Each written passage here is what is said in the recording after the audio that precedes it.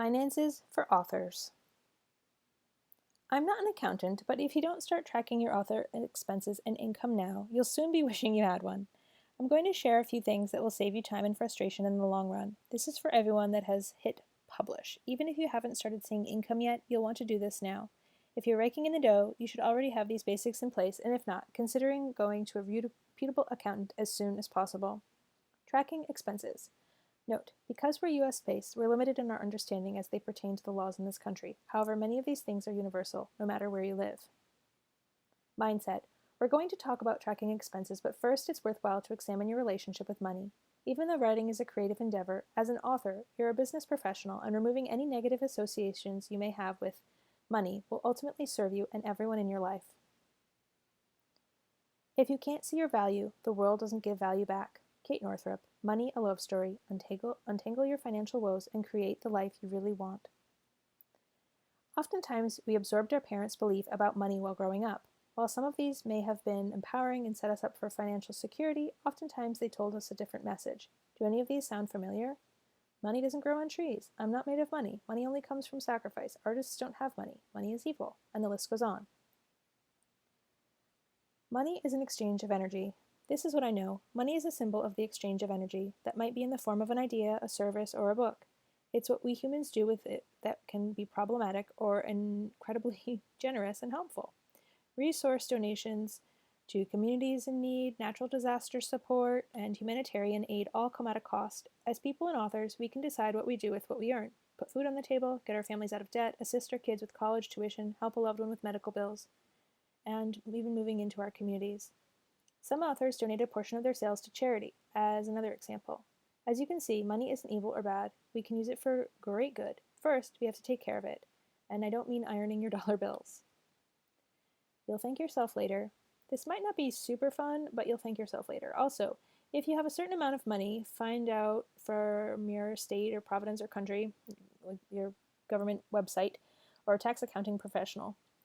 You will have to report it at tax time. Every ebook sales retailer will send you a 1099 tax form at the end of the year if you've reached the sales threshold to require reporting. Be sure to keep track of this information and set a reminder to reach out to the sales platforms if you haven't received the documentation. I'm speaking as if you're brand new and have only just started on your publishing path, but even if you're a seasoned vet, listen carefully because some of this might be new to you, just as at certain different points it was new to me. So here's what we recommend for the big picture.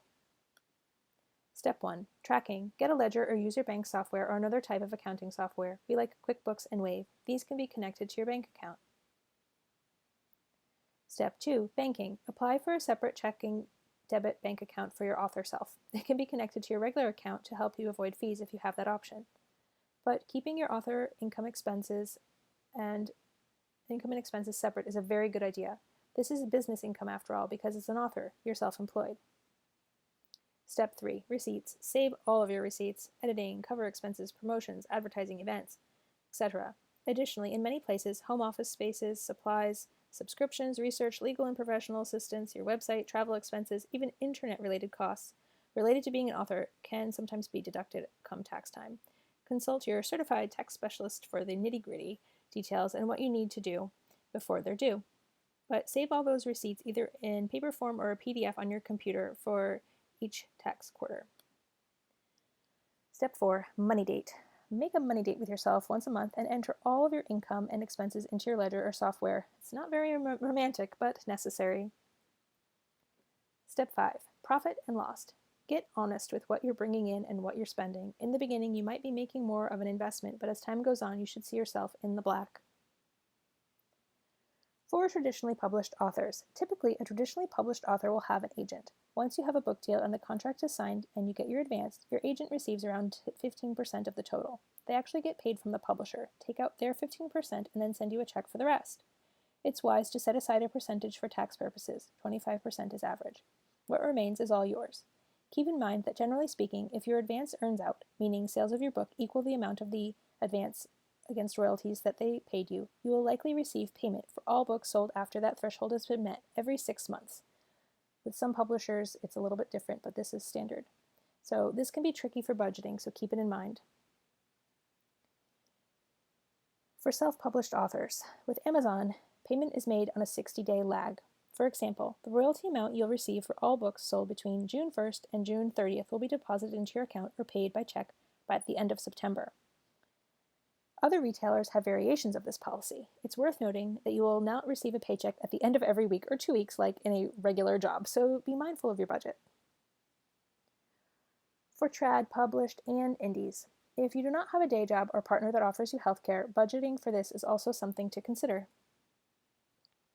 Tracking spreadsheets. We also think it's very useful insight to get a glimpse of where your author income is coming from.